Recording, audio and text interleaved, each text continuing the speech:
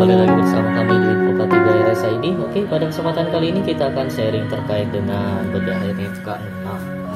Oke, jadi sebelumnya bagi teman-teman yang belum melihat video bedah NFK 1 sampai 5 bisa cek aja di akun YouTube kita ya. Oke, lanjut kita langsung ke MFK 6 aja. Oke, di MFK 6 ini sedikit berbeda dengan MFK 6 terdahulu, yaitu di Senars 2018. Di MFK 6 ini kita khusus membahas soal proteksi kebakaran. Oke, rumah sakit menerapkan proses untuk pencegahan penanggulangan bahaya kebakaran dan penyediaan sarana jalan keluar yang aman. Ini jalur evakuasi ya, dari fasilitas sebagai respon terhadap kebakaran dan keadaan darurat. Nah, ini maksud dan tujuan bisa dibaca ya. Nah, yang penting itu di sini nih. Rumah sakit melakukan pengkajian risiko kebakaran meliputi pemisah kompartemen untuk instalasi asap atau ASI. Jadi kalau teman-teman yang mau tahu kompartemen ini adalah sistem pengurung api gitu. Jadi rumah sakit wajib membuat satu pemisah ataupun kompartemen yang berfungsi agar kebakaran itu terlokalisir di situ aja, tidak merembet kemana-mana gitu. Nah, ini biasanya cukup mahal ya kalau teman-teman baru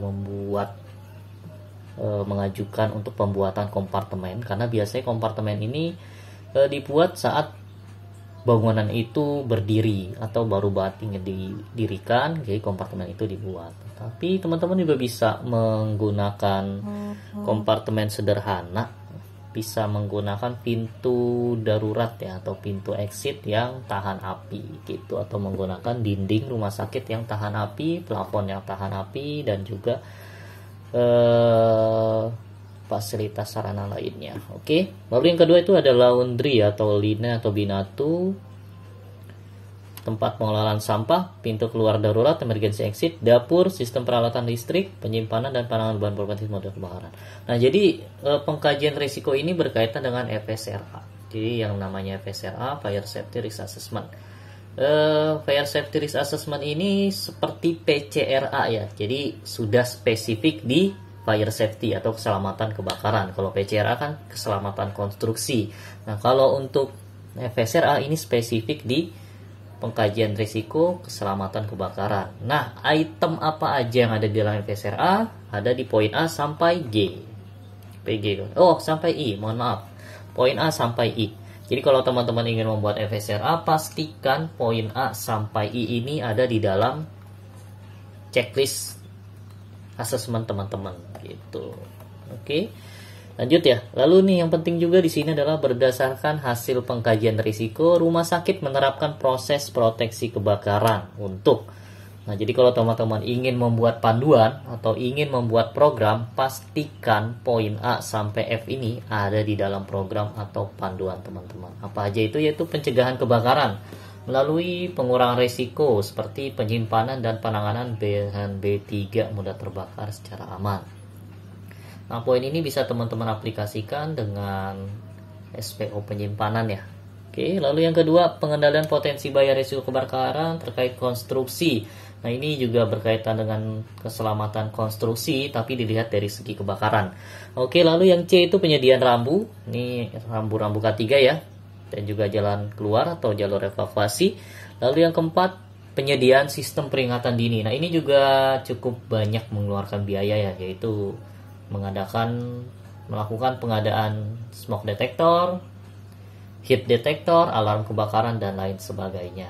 Gitu. Lalu yang ke E, penyediaan APAP atau hidran atau sistem sprinkler dan lainnya, dan terakhir adalah sistem pemisahan kompartemenisasi pengendalian api.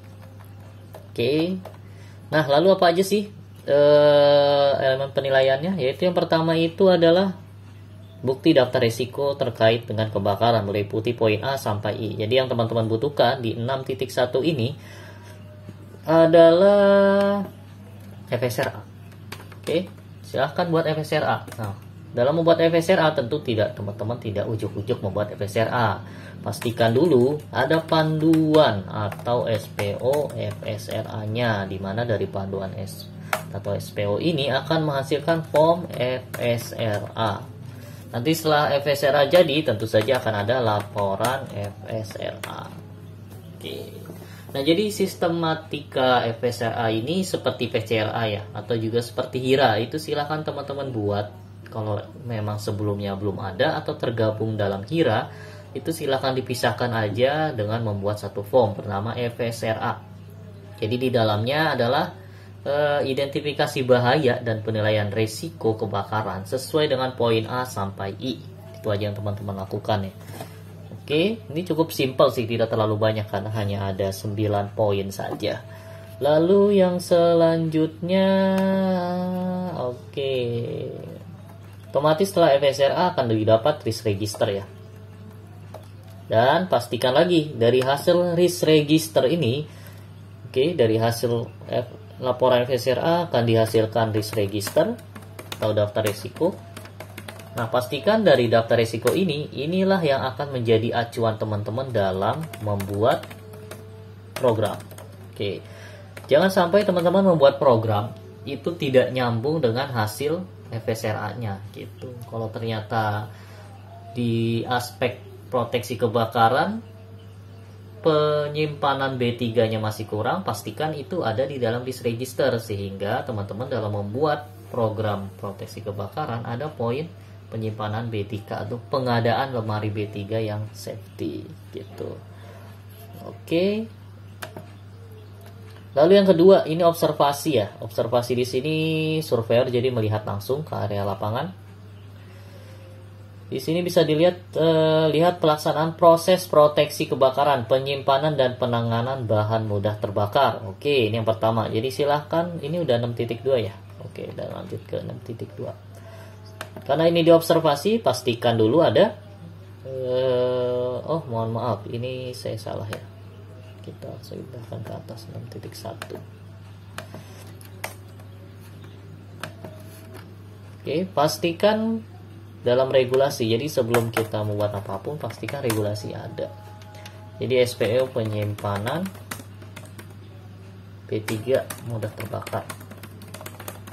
Ini udah spesifik ya. Jadi kalau teman-teman hanya punya SPO penyimpanan B3, itu sebenarnya kurang ideal. Jadi ada baiknya teman-teman membuat SPO penyimpanan B3 mudah terbakar karena memang inilah yang diminta di standar MFK 6.2. Lalu yang kedua, pengendalian potensi bahaya dan risiko kebakaran terkait dengan konstruksi ataupun atau yang berdekatan dengan. Nah, ini juga bisa dibuat SPO-nya, mungkin SPO keselamatan keamanan ya.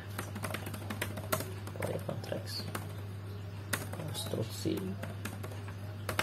Ini juga bisa teman-teman buat SPO keselamatan atau keamanan dari kebakaran di proyek konstruksi. Ini silahkan dibuat.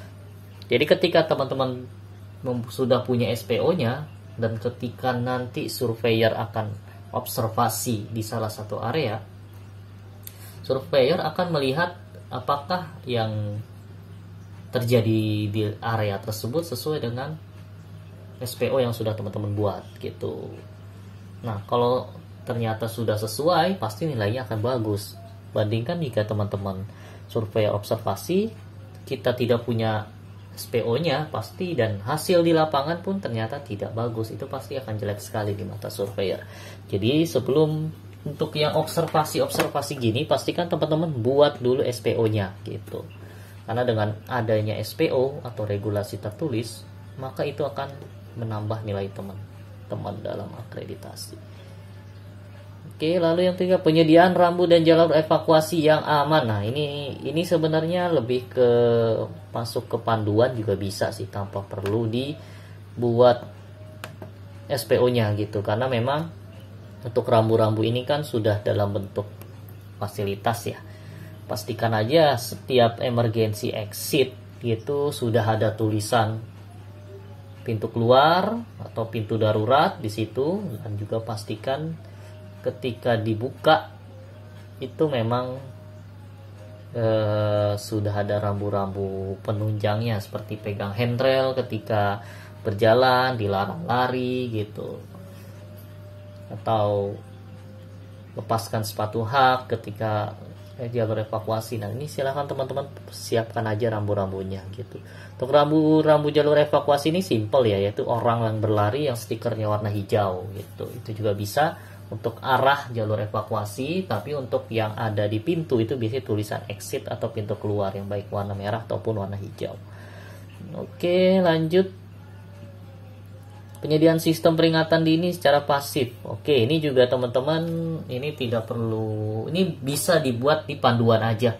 Jadi pastikan panduannya itu sesuai dengan karakteristik rumah sakit teman-teman gitu. Jangan sampai teman-teman membuat panduan rumah sakit mempunyai smoke detector, heat detector, sprinkler dan lain-lain, padahal fasilitas tersebut tidak mampu dilengkapi oleh rumah sakit gitu. Jadi pastikan aja di panduannya itu sesuai dengan yang ada di lapangan gitu. Jangan sampai melebih-lebihkan gitu. Boleh kurang, yang penting kita punya teknik-teknik untuk mengendalikan atau menjawab kekurangan itu gitu. Misalnya mungkin kita tidak punya sprinkler, tapi kita punya tim tanggap darurat yang aktif atau yang gercep atau yang bagus. Nah, itu salah satu langkah-langkah pengendalian dalam meminimalisir risiko kebakaran walaupun kita tidak punya sprinkler di rumah sakit kita gitu. Ini penyediaan fasilitas, lanjut poin E ya, penyediaan fasilitas pemadaman api. Ini juga tidak, ini tinggal dilihat aja kesesuaian di lapangan. Pastikan APAR ya, itu kan ada standarnya ya, dimulai dari ketinggian, jenisnya. Nah, itu silakan teman-teman pastikan gitu. Untuk ketinggian APAR maksimal di 120 cm dari lantai. Oke, maksimal segitu. Lalu untuk jenisnya kan ada yang CO2, powder, itu juga pastikan ya. Jangan sampai APAR CO2 itu ditaruh di tempat resiko kebakaran yang tidak sesuai dengan jenis APAR tersebut gitu. Lalu untuk hidran, jika teman-teman punya, pastikan hidran ini mengcover seluruh area gitu. Jadi mulai dari panjang selangnya itu sesuai dengan coveran area lokasi hidran tersebut gitu. Oke. Lalu yang terakhir, pemisahan atau kompartemenisasi. Ini juga sebenarnya agak sulit ya kalau untuk rumah sakit yang sudah berdiri gitu. Bagi rumah sakit yang baru ini mungkin bisa menjadi rekomendasi. Makanya kalau teman-teman kesulitan dalam menjawab poin F ini, ada baiknya ya lakukan pengendalian secara lain itu untuk menjawab kekurangan di poin F ini gitu. Oke, lanjut ke 3. WFK 6.3 itu regulasi tentang KTR. Oke, 6.3. 6.3 ini udah pasti ya regulasinya KTR, paling ya panduan KTR. Ini silahkan dibuat panduannya, otomatis di dalam panduan nanti akan timbul tim atau satgas KTR, di mana dalam satgas KTR ini akan ada tupoksi, di mana dalam tupoksinya dia dalam menjalankan tupoksinya dia pasti mempunyai checklist ya atau form pelaksanaan pengawasan KTR di rumah sakit, dan dari checklist ini atau form ini maka akan dibuat laporan KTR setiap bulannya. Oke, jadi untuk regulasi teman-teman buat dulu aja panduan ya. Setelah nanti panduan dibuat, bentuk timnya ini otomatis harus disahkan oleh rumah sakit ya. Jadi sudah harus berupa ada SK-nya, di mana di dalam SK-nya itu akan ada tupoksinya apa aja. Lalu ketika ini sudah disahkan, maka tim ini akan melakukan monitoring di area rumah sakit secara berkala. Maka lengkapi monitoring tersebut dengan checklist agar ada bukti kalau dia telah melaksanakan monitoring tersebut. Sehingga teman-teman dari K3RS ataupun siapapun penanggung jawab program KTR ini setiap bulannya bisa membuat laporan kinerja kawasan tanpa rokok di rumah sakit masing-masing gitu. Oke, lanjut. Oke, KTR mah teman-teman sudah pasti punya ya. Yang 6.4 bukti pengkajian, ini FSRA lagi ya, kita next saja. Lalu yang kelima, bukti pelatihan dan simulasi semua staf. Oke, di sini bicara soal semua staf. Jadi baik itu 6.5, baik itu outsourcing, tenan ataupun pegawai kontrak, itu wajib mengikuti pelatihan penanggulangan kebakaran ini. Oke. Kalau dari segi regulasi sebenarnya tidak ya, karena di sini diminta adalah dokumentasinya. Jadi untuk bikin pelatihan, nah ini yang sering dilupakan ya. Jadi pelatihan itu beda dengan sosialisasi. Mungkin kalau sosialisasi bisa teman-teman lakukan dalam bentuk dokumentasi, itu dikenal dengan nama UMAN, undangan materi absensi dan notulen. Nah kalau pelatihan itu tidak bisa sesederhana itu, karena dalam melaksanakan pelatihan teman-teman harus buat TOR, oke, atau proposal kegiatan. Lalu yang kedua, jika TOR sudah disahkan, teman-teman baru bisa buat undangan, maka nanti setelah undangan disebar, lalu acara dimulai, akan ada daftar hadir, materi, laporan, evaluasi, dan terakhir itu adalah sertifikat. Dan dalam pelatihan, pastikan teman-teman melakukan pre-test dan post-test, karena itulah yang akan dievaluasi dalam pelatihan tersebut. Gitu. Nah, ini pelatihan ini, kalau teman-teman perhatikan dalam MFK 1 sampai 11 dan di MFK 11 khususnya pelatihan, hanya poin kebakaran saja yang masuk ke dalam standar. Sepertinya biasanya kan kalau pelatihan itu ada di MFK 11, tapi khusus di MFK 6 ada item atau instrumen.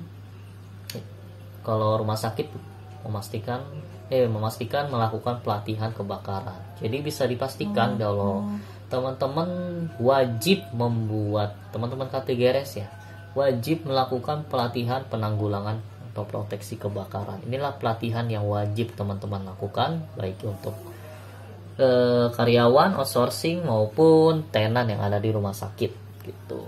Oke, dan ini juga bukti pelatihan ini akan dilakukan simulasi kotret ya.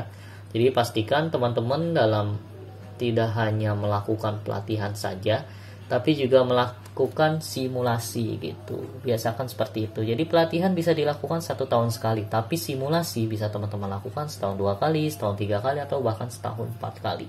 Yang penting itu simulasinya gitu. Kalau untuk pelatihan kan mungkin ya teman-teman tidak perlu terlalu sering, setahun sekali juga cukup. Yang penting ketika kejadian real atau simulasi itu teman-teman melakukannya dengan baik gitu, dan sesuai dengan panduan yang dimiliki oleh rumah sakit tersebut gitu.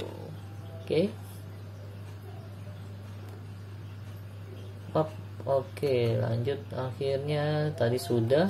Nah, yang terakhir ini yang terbilang baru ya, 6.6. Jadi kalau tadi 6.5 pastikan itu ada TOR. Oke, lalu undangan, absensi, materi, apalagi notulen, evaluasi, lalu laporan. Nah, untuk satu lagi ya, untuk narasumber gitu. Tadi teman-teman kalau melakukan pelatihan penanggulangan atau proteksi kebakaran ini bisa memilih 2 narasumber. Satu narasumber dari internal ataupun yang kedua dari eksternal. Kalau eksternal mungkin teman-teman bisa menggunakan jasa dari Damkar ya, ataupun dari BPBD itu juga bisa. Tapi kalau dari internal, teman-teman bisa memilih narsum itu yang sudah berkompetensi dalam K3 atau K3 umum, ataupun pelatihan kebakaran kelas A, B, C, atau D, itu juga bisa gitu. Nah, jika teman-teman ingin menunjuk satu narasumber dalam satu pelatihan, pastikan narsum ini sudah ditunjuk dengan SK dan berkompetensi gitu. Itu aja kuncinya 2. Dia berkompetensi di bidang pelatihan tersebut atau di materi tersebut, dan yang kedua dia sudah mendapatkan SK sebagai wawancara dari rumah sakit. Itu jangan lupa, jangan sampai itu tidak ada ya, karena itulah yang akan dibuktikan dokumennya gitu. Jadi surveyor akan melihat ya boleh siapapun menjadi narsum asal berkompetensi dan memang sudah ditunjuk oleh rumah sakit gitu. Oke, nah itu untuk pelatihan. Lalu 6.5 apalagi ya, dokumentasinya nanti akan ada laporan ya. Nah, untuk kalau teman-teman menggunakan jasa damkar juga itu tidak masalah ya, bahkan lebih bagus lagi gitu, karena melibatkan lintas sektor dalam program keselamatan kebakaran yang ada di rumah sakit, itu juga bagus. Cuma mungkin ada beberapa rumah sakit yang tidak menggunakan opsi tersebut karena alasan biaya. Memang kalau untuk biaya kan tidak sesuai dengan kemampuan masing-masing ya. Oke, lanjut 6.6. 6.6 ini terbilang baru atau lama ya? Dulu kayaknya ada deh soal ini. Nah, ini juga satu hal yang penting ya. Bukti peralatan pemadaman kebakaran aktif dan sistem peringatan dini setelah kebakaran secara telah dilakukan. Nah, inilah silakan lakukan dokumentasi, yaitu inventarisasi, pemeriksaan berkala, uji coba, dan pemeliharaan berkala. Jadi ada 4 poin di sini teman-teman ya. Yang pertama, silakan teman-teman lakukan inventarisasi. Apa sih inventarisasi ini? Ini inventarisasi ini pendataan ya seluruh fasilitas proteksi kebakaran. Jadi silakan teman-teman lakukan inventarisasi APAR, hidran, apalagi kalau kebakaran ya, smoke atau heat, sprinkler, dan lain sebagainya. Kalau teman-teman punya fire blanket, nah itu juga, atau punya apa tuh, APD kebakaran, nah itu silakan teman-teman lakukan inventarisasi. Nah, inventarisasi ini tidak hanya melihat lokasi ya, tapi juga jenis, itu juga teman-teman pastikan ada ya. Jadi lokasi, jenisnya, terus juga volumenya, kapasitasnya, dan masa expirednya kalau ada gitu. Itu yang pasti dilakukan dengan inventarisasi. Bahkan lebih bagus lagi kalau teman-teman punya petanya atau mappingnya, itu silahkan dibuat. Lalu yang kedua tadi setelah inventarisasi yaitu pemeriksaan berkala. Oke. Nah, pemeriksaan berkala ini bisa dilakukan sesuai SPO masing-masing ya. Biasanya 1 bulan sekali. Jadi APAR dicek secara berkala, hidran dicek secara berkala, smoke dicek secara berkala, sprinkler, APD kebakaran dicek secara berkala. Lalu siapa yang melakukan pemeriksaan berkala ini? Ya, yang berkompetensi di bidangnya gitu. Kalau APAR mungkin kalau jika security itu bisa atau berkompetensi, sudah dilatih itu bisa diberikan tanggung jawab untuk melakukan pemeriksaan berkala. Kalau hidran juga jika security punya kompetensi itu bisa. Smoke atau heat detector biasanya ini udah IPSRS ya. Sprinkler juga IPSRS. APD kebakaran itu mungkin bisa dari tim K3 gitu. Ini lakukan aja sesuai SPO ya, pasti ya, jangan meleng dari SPO. Lalu yang ketiga adalah uji coba. Jadi bedanya uji coba dengan pemeriksaan apa sih? Nah, kalau uji coba ini dilakukan testing untuk alatnya. Jadi kayak APAR nih, mungkin teman-teman bisa lakukan testing secara berkala mengenai APAR, apakah benar-benar bisa digunakan atau tidak gitu. Jadi benar-benar dites APARnya, disemprotkan, dinyalakan, semprotkan apakah benar berfungsi atau tidak. Hidran ini juga penting untuk dilakukan uji coba gitu. Jadi benar-benar dinyalakan hidrannya, dibuang airnya, itu juga bagus untuk perawatan secara berkala. Smoke head atau heat detector juga ini wajib diuji coba ya, karena kadang fase alarm tuh bisa sering banget terjadi kalau tidak diuji coba. Apalagi kalau smoke atau heat detectornya itu langsung termasuk dalam fasilitas kebakaran gedung, itu juga wajib dilakukan uji coba. Sprinkler juga ini juga cukup bahaya sih ya kalau sprinkler ya, cuma pastikan aja jika ingin uji coba, pastikan sistemnya itu memadai gitu. Kalau APD kebakaran ini juga teman-teman wajib uji coba, jangan sampai ketika digunakan ternyata bolong atau ternyata ada yang rusak dari benda tersebut. Nah, itu makanya perlu diuji coba. Lalu yang terakhir itu dilakukan pemeliharaan berkala. Ini sama ya, jadi seperti pemeriksaan berkala, lakukan pemeliharaan secara berkala.